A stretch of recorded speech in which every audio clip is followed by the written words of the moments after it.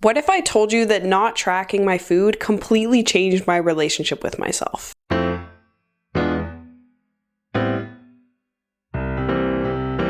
My relationship with food before this experience wasn't bad. I have normal human feelings of guilt after downing a pint of ice cream, but overall I have more of an experimental and disciplined attitude towards food. I've tracked calories and macros since I was a teenager, so it was just something that helped me manage food portions. My weight has always been something I'm aware of, and I wanted to know if that was something I needed to overcome or something.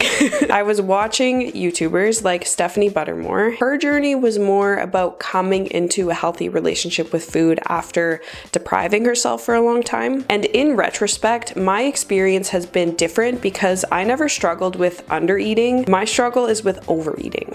Listening to their stories made me wonder if my calculated approach to food was making me miss out on getting more joy out of food in general. And I wanted a different perspective. I was very curious. Is food tracking really right for me? Who am I when I'm not tracking food? Do I have a healthy relationship with food? Do I need to know how to eat intuitively so I can help other people do it? Am I somehow setting a bad example by relying on food tracking? I needed answers, and the only way to get them was to commit to the process completely. The first few weeks were pretty easy. My habits didn't feel different other than an extra snack here and there, and I eat mostly whole foods, and the extra volume made me kind of bloated, but my energy was high and my performance in the gym was improving faster than ever, so I was sweet.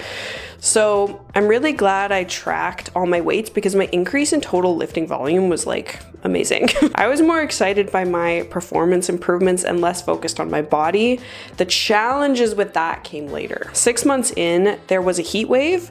So imagine 35-degree weather, no air conditioning, and that was when I started to really feel uncomfortable and when my clothes started to fit tighter. So just a lot of gross feelings. I don't know how much weight I gained at this point, but I was hyper aware of my body and how it felt. And I was stronger than ever in the gym, but I was beginning to feel undisciplined and disorganized with food. Just sitting down and bending over were uncomfortable. And it really made me empathize with the struggles that my clients have. I was committed to the process, so I could have started tracking again, but I was more curious what would happen if I kept going with intuitive eating. I was journaling one night and a question popped into my mind. Why is gaining weight such a bad thing? I had to really think about it. I sat there a long time trying to remember when this fear began, and then it came to me. When I was 16, I went to a summer camp. I feel like all good stories start with, I went to a summer camp.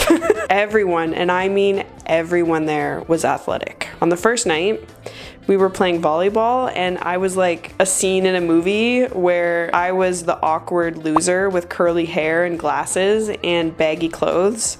And every girl had spandex shorts and a sports bra and washboard abs. And up until that point, I never struggled with making friends, but I was lonely that whole week and I felt like an outsider.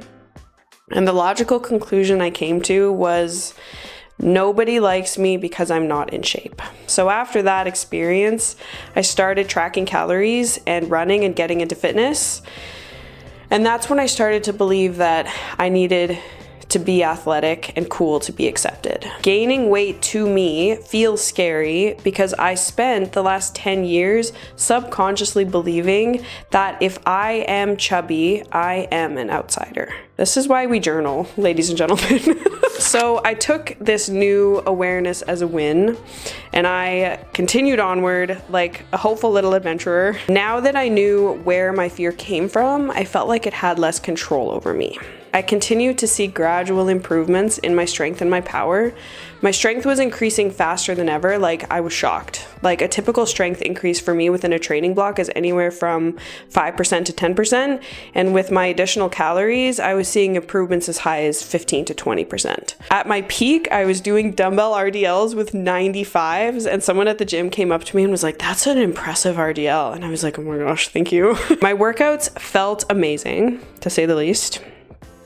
But I was wrestling with a lot of demons. I had a lot of mountaintop experiences in the gym and a lot of anxious and depressed feelings everywhere else. A few months later, on a particularly bad day, I was PMS bloated, super burnt out from work, extremely self-conscious, and also sick. I got a Gymshark order and I had to coach myself through trying on the clothes because I was so scared they wouldn't fit. And I looked in the mirror and started immediately spiraling into all the feelings 16-year-old me felt when I was crying in the shower at summer camp. And those feelings of anxiety are normal when our body changes, I think. But I was surprised at how deeply and consistently I was affected by it. I realized I was waiting for that aha moment where I finally felt in tune with my body and in control, but I was just uncomfortable and anxious. I was holding myself to an unrealistic standard. I believe everything happens for a reason, and I think I needed to know what it feels like